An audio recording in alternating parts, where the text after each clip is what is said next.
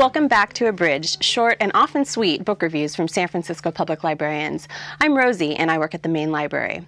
Whether you're reading print books, ebooks, or listening to audiobooks, we are just glad that you're reading and want to share some wonderful titles with you. Joining me today are Loretta from Children's Services, Patrick from Information Services, and first up is Christine from Acquisitions. Hi, Christine. Hi, Rosie. What do you have for us today? Well, today I want to talk about Lonesome Dove, which is an epic tale that takes place in the 1870s in a very dusty little town called Lonesome Dove, Texas. Along with being a love story, it's a great story all about the loyalty between friends and the conflict that can come up when your very way of life is changing. Gus and Call, the two main characters, are former Texas Rangers who now have a ranch of sorts near the border in Mexico. They decide that what they really need to do is take an enormous herd of cattle all the way up to Montana.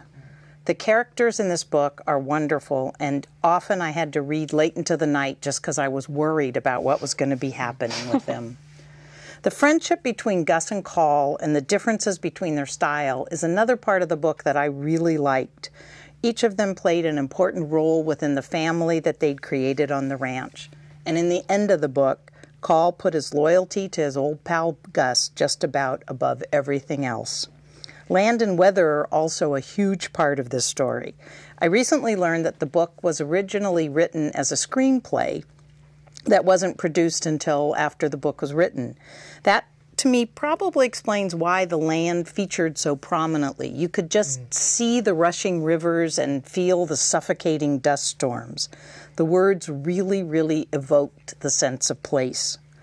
There's also plenty of romantic love and lots of other tales in the book. It's a big book. I actually read it as an ebook, but I never really felt like setting it aside. I read the book when it first came out in 1985, and then after rereading it, I really want to read the other two books that are part of the Lonesome Dove, not really a trilogy, but the books that go along with it. All in all, this Lonesome Dove is just a great yarn. Great yarn. So a good foggy summer day sort of read. Maybe a week. It's kind of big. Foggy summer week, curled up with your ebook. There you go. Like Hi, Rosie, back from Abridged, here with some San Francisco patrons talking about books. So tell me what kind of books you like to read. Novels, fiction, nonfiction. Do you have any favorite authors? Terry McMillan. I love her. And Sister Soldier. Wow. I love them. Tell me a little bit about your favorite kinds of books. My favorite kinds of books are travel books because I like to travel and learn about different parts of the world and hopefully one day visit those parts of the world. Is there any particular series that you look for? I like the Fedora series, but that's just a personal preference. I like that kind of book. All right, Patrick, what you got? Well, I have The Tourist by Olin Steinhauer. He's primarily a mystery writer, and this is kind of a spy thriller that reminds me of the books that I read from my dad's library, the Len Dayton kind of the normal guy, but oh yeah, he's a spy kind of a thing. And the main character in this book, The Tourist, is Milo Weaver, and he's a father, and he's a devoted husband, and he's working a desk job for the CIA. And somewhere in the Midwest, a world, I don't know if renown is the right word, a world-class assassin has been arrested. And he starts naming names, and a lot of the names come up are old colleagues of Milo Weaver's. And one of the reasons these are coming up is because Milo Weaver used to be a tourist, which is CIA jargon for an undercover agent with no identity and no country. And he starts putting pieces together, and he's trying to figure out who's lying, who's telling the truth. Is this assassin telling the truth? All these different stories start to come together, and it has a huge impact on his family life because he has to go on the run again, basically to get to the bottom of everything. It's all very believable. Some of the stories, it takes place in Paris and Switzerland, spy territory. But the most realistic scenarios, I thought, took place in downtown New York in a nondescript office building, the 19th floor, where at one point Milo Weaver ends up in the hands of an interrogator who he used to send people to be interrogated. So he basically knew exactly what was going to be going on. And it's just a great read, and everything gets tied up believably. And he has a sequel called The Nearest Exit. Awesome. Sounds like a great book. I have to admit, I got stuck when you said your dad's library. I used to prowl my dad's bookshelves as well. I was a big spy thriller reader. Formative memories. Yeah. Is there a really terrific book that you read recently that you'd like to recommend? Well, right now I'm on a kick reading mysteries, so I'm reading P.D. James, and I have 3 more in my bag here. Are there other mystery writers that you would recommend to people who love mysteries? Yes, actually, quite by accident. I'm just eyeballing the ones on the shelves, and I found a writer I'd never heard of, and he has a series of mysteries that are set in medieval Europe. And the detective protagonist is a jester. And the first one is called 13th Night, which is N-I-G-H-T, and it's based on Shakespeare's Twelfth Night. And this is the jester from Twelfth Night 20 years later.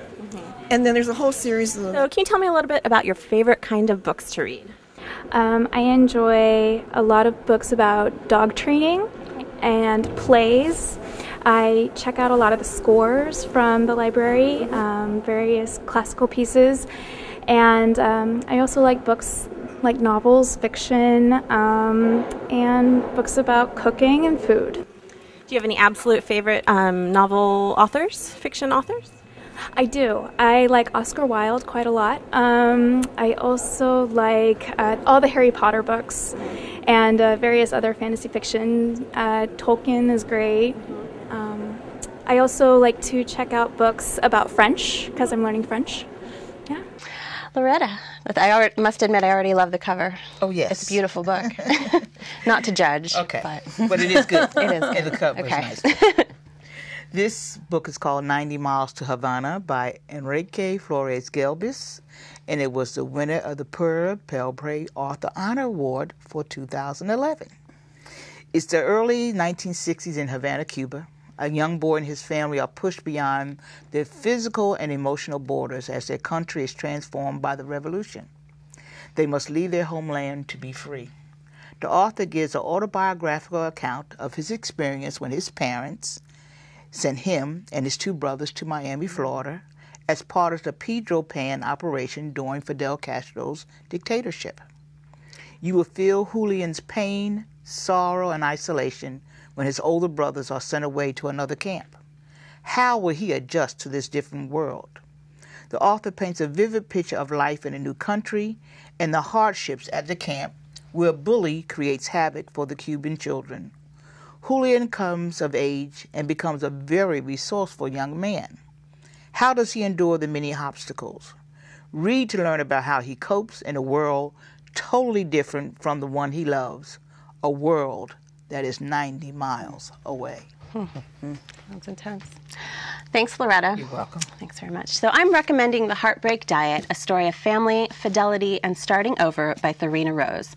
I'm always especially interested in books set in San Francisco, and Rose's graphic novel memoir is a funny and very moving story of marriage, babies, and breaking up during those really memorable dot-com boom years.